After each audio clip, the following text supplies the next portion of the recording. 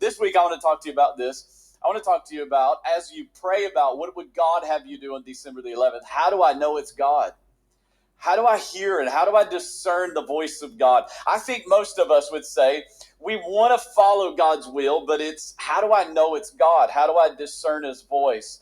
How do I know it's not just the pizza I ate the night before, or I'm just kind of wrapped up in the moment? How do I know God is speaking to me? And so I want to talk to you about that. I think it'd be helpful if you're a note taker.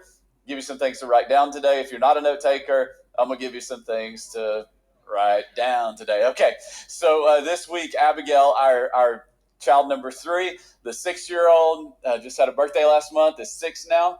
And this really works to my advantage because at breakfast, when they don't want to finish it, I can go, "You're 6, take 6 more bites."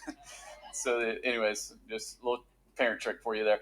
So she had a school assembly, had a chapel service at her school, and this past week, and we went to it.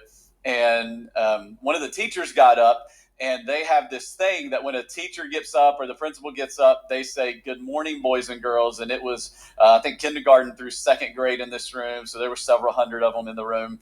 And they were all, sitting in their seats. And they would say, "Good morning, boys and girls." And so the kids back, they say, "Good morning," whatever. And so the teacher that got up was Mr. Henderson. So all the kids, they said, "Good morning, boys and girls." And so all the kids in unison, like all these little, like, you know how it is, these little high-pitched, like, tiny little voices, right? They're so cute. It's like, "Good morning, mister." And they love it, so they yell it, and all these little voices say it. But here's what was amazing to me, and it so struck out to me, is I could hear Abigail. Out of all those voices, I knew my little girl's voice. Like, I could hear the tone, the intonation, the pitch. Like, I knew that voice, out of all those 100 little voices that were going, "Good morning, mister," and it's like someone's directing them. It's amazing. It's like, "Good morning, Mr. Henderson." Out of all those voices, I knew her voice. And here's what I know about your life, is that there are hundreds of voices that are clamoring for your attention. There are 100 little voices that every day, all day, are trying to speak and get your voice, and it's on your phone, and it's at your job, and it's in your school, and it's all around you, and it's the narrative that's playing inside your mind. And all around us, there are hundreds of voices that are wanting your attention, and they're wanting you to make decisions, and they're wanting you to move on their voice.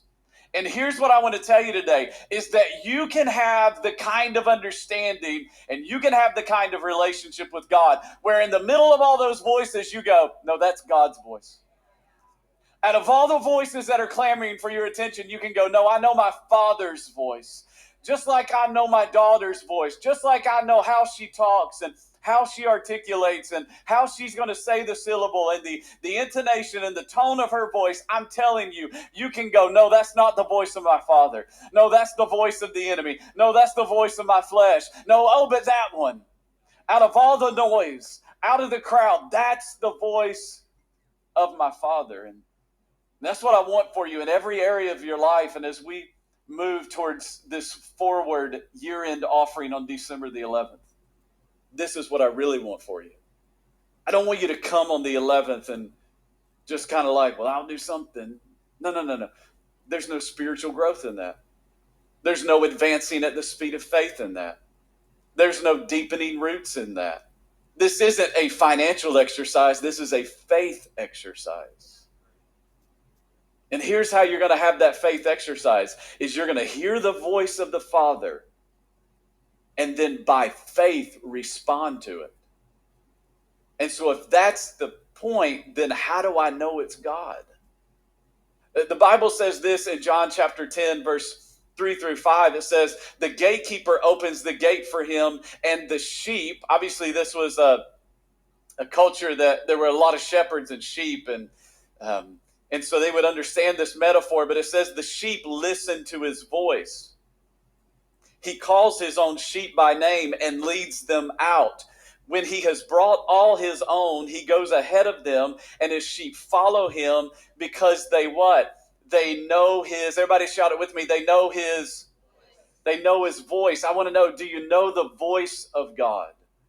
It goes on to say, but they will never follow a stranger. And this was true about sheep. They so got to know their shepherd, they wouldn't follow the voice of another shepherd. In fact, they'll run away from him because they do not recognize a stranger's voice. This metaphor that John is giving here, that Jesus is using, is he is the good shepherd. And he wants you to know him so well that when he speaks, you go, no, I know that voice. Oh, I know